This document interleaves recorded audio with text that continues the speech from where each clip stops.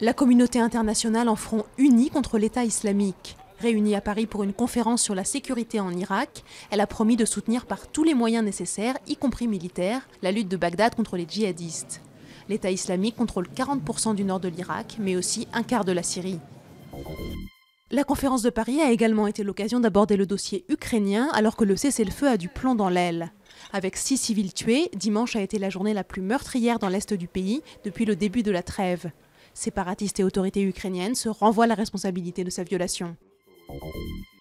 C'est parti pour 5 semaines de procès au Sables d'Olonne. Des audiences qui vont faire revivre la nuit de cauchemar du 28 février 2010, quand un lotissement de la Faute-sur-Mer s'était retrouvé englouti au passage de la tempête Xynthia. 29 personnes avaient trouvé la mort. 5 prévenus, dont l'ancien maire de la Faute-sur-Mer, sont poursuivis pour homicide involontaire.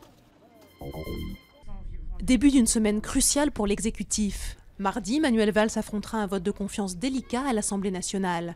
Jeudi, ce sera le tour de François Hollande d'être attendu au tournant avec sa conférence de presse de rentrée.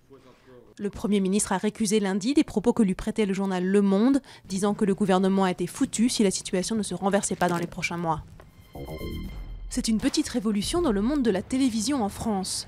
Le géant américain Netflix lance aujourd'hui son service de vidéo illimité pour 7,99 € par mois. Il sera disponible sur Internet et sur la nouvelle box de Bouygues. Objectif, compter 2 millions d'abonnés dans les 5 ans. Pour faire face à ce poids lourd, les chaînes traditionnelles demandent déjà l'assouplissement des règles de diffusion des films à la télévision.